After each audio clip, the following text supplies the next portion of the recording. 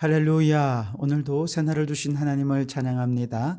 오늘도 새로운 한 주간을 시작하며 주님의 말씀으로 시작하는 이 하루, 말씀의 능력으로 충만한 하루가 되시기를 주님의 이름으로 축원합니다.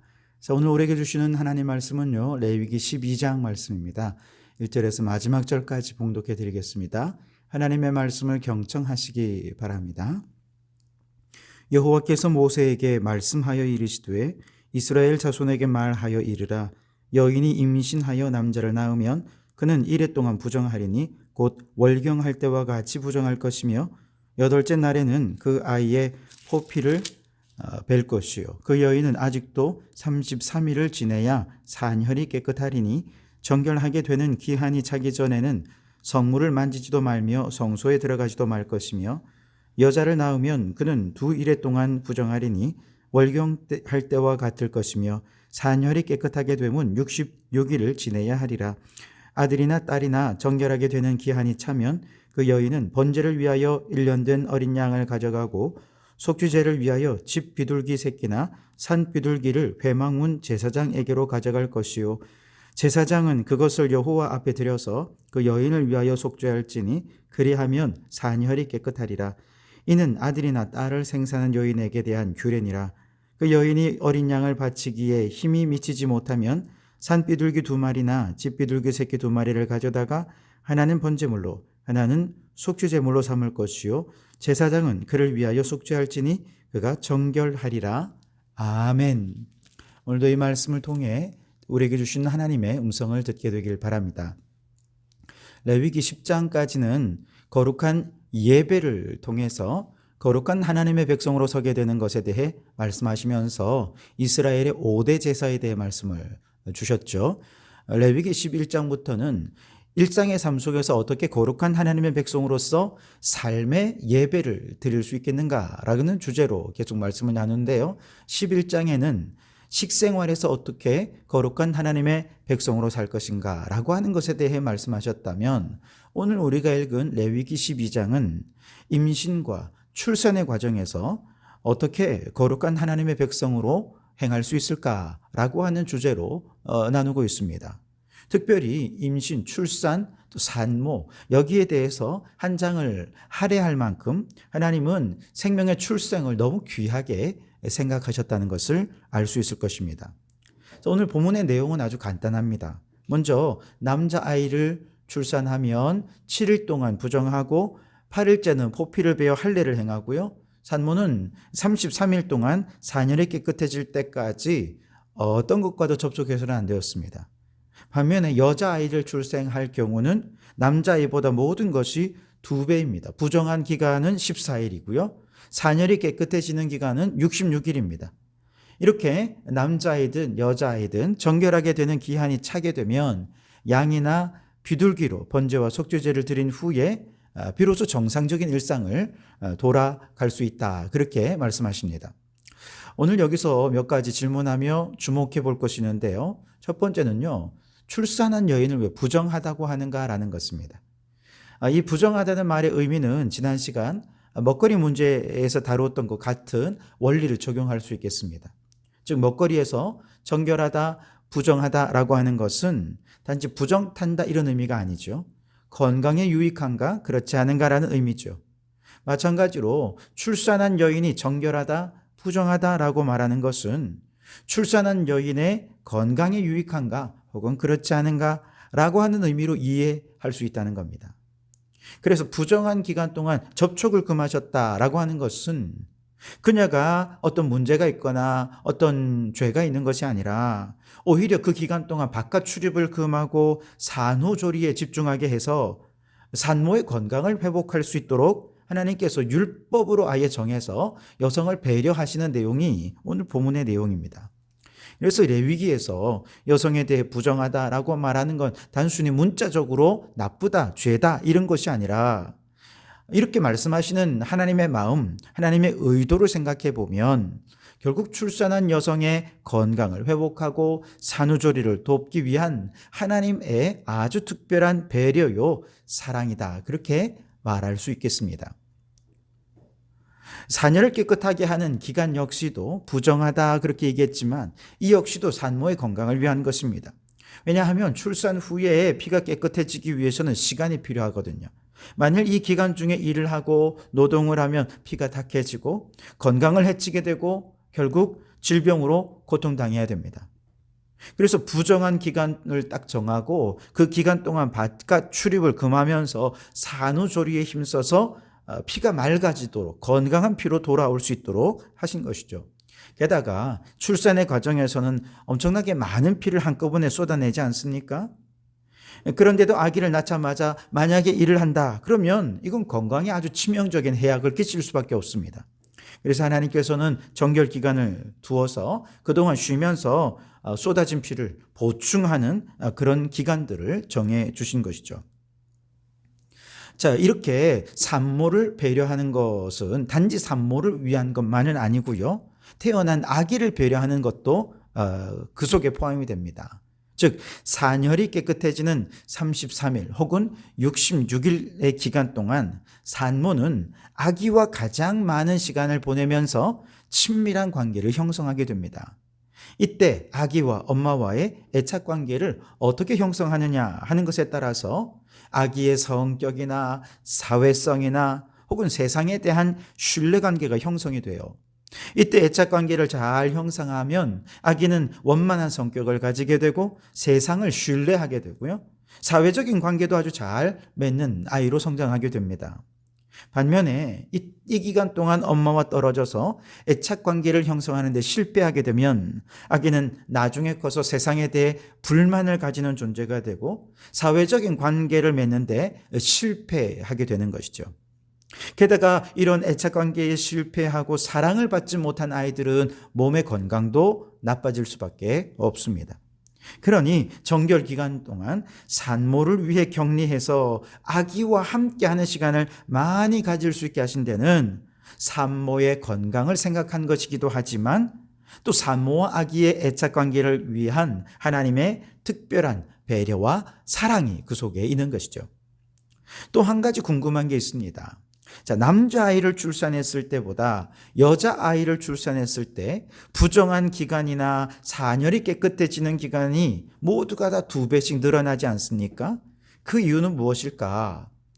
레위기에 대해서 쓰신 최무열 목사님의 책에 보면 여자아이와 남자아이의 몸이 다르기 때문에 그렇다는 거예요. 그 남자와 여자의 몸은 2780군데가 다르다는 거예요. 여자의 경우는 임실과 출산을 관장하는 거룩하고 신비한 몸을 형성해야 되기 때문에 보다 복잡한 체계를 가지고 있답니다. 특히 여성이 임신을 하고 출산을 하는 과정을 겪으면서 산모의 몸은 그야말로 상상할 수 없는 엄청난 변화를 겪게 된다는 겁니다. 우선 초기의 태아는 단단한 골격을 가지고 있지 않아요.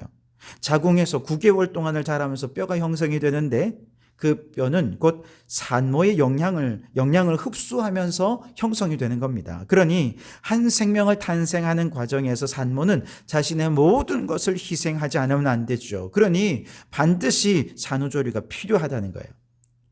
그런데 남성은 성장해 가면서 일생 동안 정자가 만들어지는데 여성은 일생 사용할 난자를 한꺼번에 가지고 태어납니다. 보통은 약 200만 개 미성숙한 난자인 원시 난포를 갖고 태어나고요.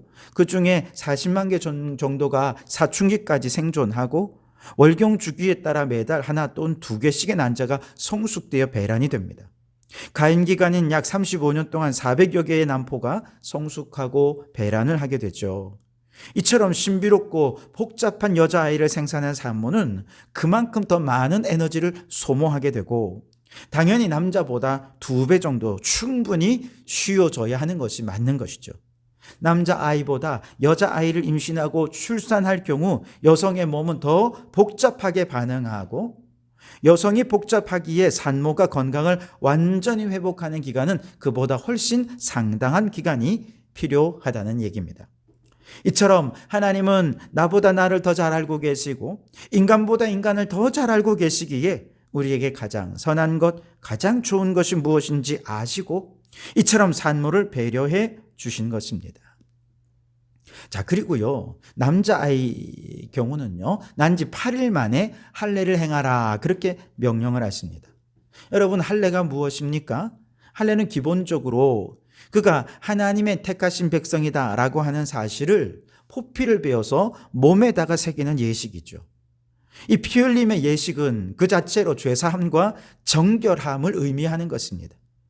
게다가 의학적으로도요, 포피 안쪽에는 많은 불순물이 질병을 유발할 수 있기 때문에 포피를 뱀으로써 질병의 원인을 차단하게 됩니다. 여기에 또 하나님의 배려와 사랑에 있는 것이죠. 그런데 특별히 왜 8일 만에 할례를 행하라 하셨을까?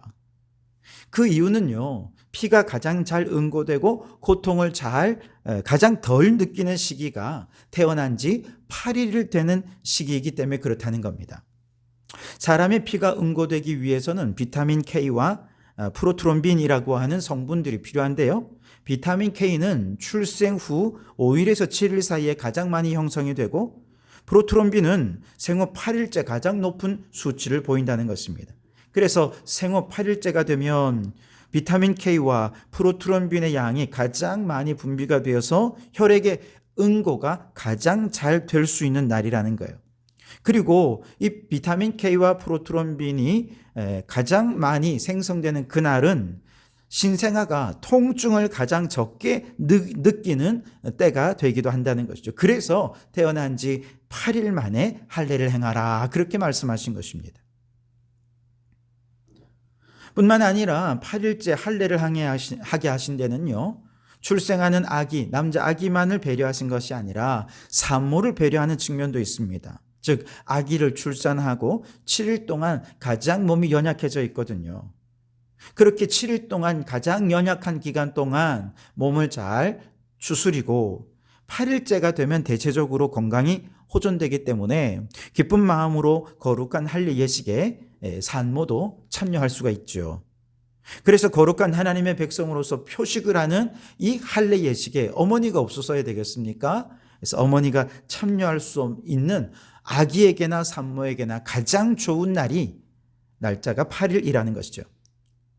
여러분, 여성의 임신과 출산에서 하나님이 얼마나 산모와 아기를 배려하시는지 생각할 때마다, 또 묵상할 때마다 참 하나님의 행하시는 일들이 놀랍고 신비하다라는 생각을 하게 됩니다. 심지어 남자아이의 할례 기간을 정하는 것조차도 최대한 고통은 적고 최대한 혈액은 잘 응고되고 산모까지도 잘 참여할 수 있는 때를 골라 그렇게 할례할 수 있도록 배려해 주신 하나님의 은혜와 사랑, 얼마나 놀라운지요.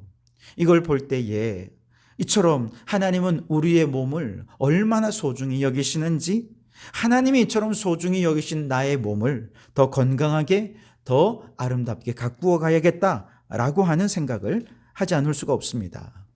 여러분, 레위기를 단지 율법으로만 읽지 마시기 바랍니다. 레위기는 은혜의 책입니다. 하나님이 우리를 얼마나 사랑하시는지, 하나님의 배려, 하나님의 사랑, 하나님이 우리를 향한 그 뜨거운 은혜가 레위기 속에 흘러넘치고 있습니다.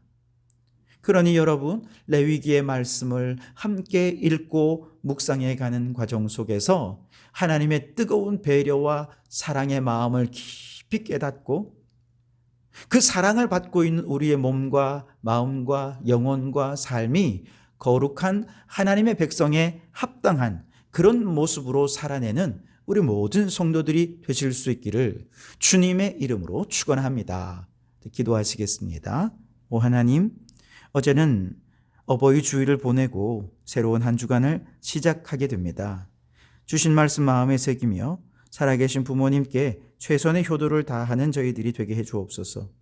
부모님이 안 계신 분들은 주변에 연로하신 어르신들을 더 잘 공경하는 저희들이 되게 해 주십시오.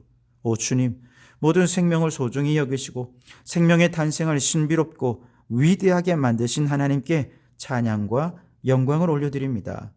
생명의 잉태와 출산을 담당한 여성을 배려하셔서 산후조리의 기간을 두시고 건강한 몸과 마음으로 회복될 수 있게 하신 주님의 세심한 배려에 다시 한번 감사와 영광을 올려드립니다. 엄마와 아기 사이의 애착관계를 형성하고 심지어 할례받는 아기의 고통을 최소화하기 위한 시기와 때를 정하셔서 알려주심으로 우리를 거룩한 하나님의 백성으로 서기에 최적의 때를 보여주시니 감사합니다. 하나님께서 이처럼 배려하시고 사랑하시는 나의 몸을 함부로 하지 않게 도와주시고 하나님의 백성답게 성령님이 거하시는 성전으로 거룩하고 건강하게 잘 가꾸는 저희들이 되게 해 주시옵소서. 예수님 이름으로 기도하옵나이다. 아멘.